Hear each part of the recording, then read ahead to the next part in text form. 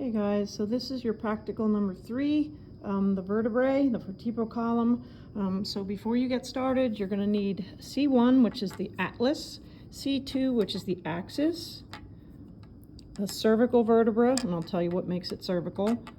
So all 3 of these are actually cervical. These are just special. C1 is the atlas, C2 is the axis, and this is either C3, anywhere from C3 to C7.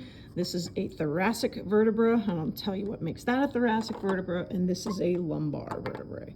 Also, this is the sacrum. You'll see the coccyx or the tailbone is missing, so if you get that card on the practical, you'll just have to show me where it should be.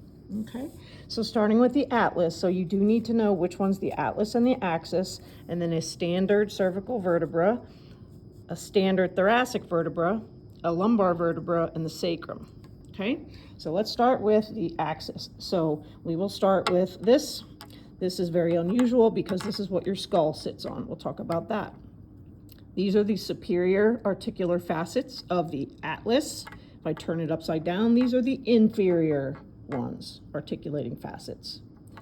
Transverse processes, holding on to them. Transverse foramen. Now, let me say something about that. This is what makes the cervical vertebra a cervical vertebra. These holes, these foramen, allow for the passage of the cranial nerves. So anytime you see a vertebra with these little transverse foramen, you know that's a cervical vertebra. These are just special because it's C1 and C2. C1 fits on top of C2, the axis. This is what your head turns on, right? Okay, so this guy right here is the axis. See, it's different, okay? This is the superior articular facet. So this is going to have these inferior facets of C1 sitting on top of the superior facets on C2. Get it? So these are the superior articular facets. Then we have the inferior ones underneath. This will articulate with C3 then. Then we have the body, which is this guy right here. If I hold on to this, this is the body of the axis. We have the transverse processes. They're kind of small on the axis. I got my fingers on them here. Transverse foramen, these are the little holes. And then we have the vertebral foramen.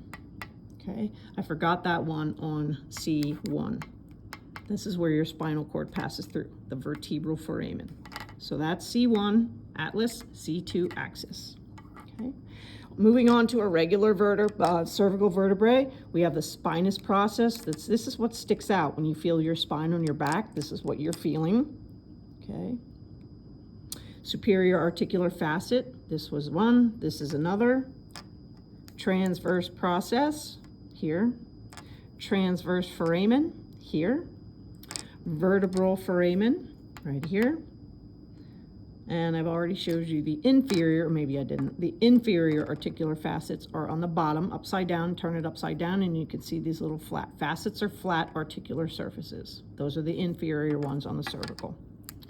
This is a thoracic, one of the 12. And what makes this thoracic is this little space right here, or this facet right here. This is an articular facet for a rib. We'll talk about the ribs. There's a tubercle on the ribs. This is where your ribs articulate on the 12 thoracic vertebrae. So this you're looking for when you're looking for a thoracic vertebra to bring up to me for your test. These are the facets. I'll tell you what they are in a minute. So this is, again, it's angling down. So this is our spinous process of a thoracic vertebra. These two are the, where am I? These two are the superior articulating facets or processes.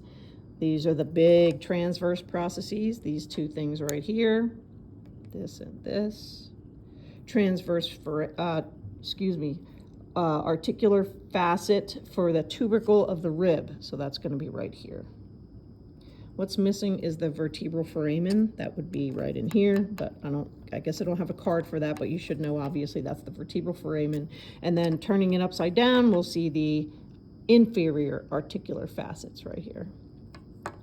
Lumbar vertebra, there's nothing except for the fact that these are thick. These are going to absorb most of the shock over your lifetime. These are the ones that usually give you problems later on in life. So these are really, really thick. There are no holes and there are no facets for rib articulation. Okay. Yeah, I'm holding on to the spinous process of a lumbar vertebra. These two here, one here, one here. These are the superior articulating facets of a lumbar vertebra. These big wings are transverse processes. This guy right here, this is the body of the vertebra, lumbar. I already showed you the superior facets. We turn it upside down, and here, right here, are the inferior articular facets. Okay, not necessarily in order, guys. I'm sorry, but I'm doing it as I see it, and I can't look at the sheet necessarily at the same time that I'm showing you. So sometimes it's a little bit out of order, but I am covering everything that's on there. So now the sacrum. So these have to articulate. The sacrum is this at the bottom of your spine. The fifth lumbar vertebra is going to articulate with the superior articulating facets of the sacrum, which are here.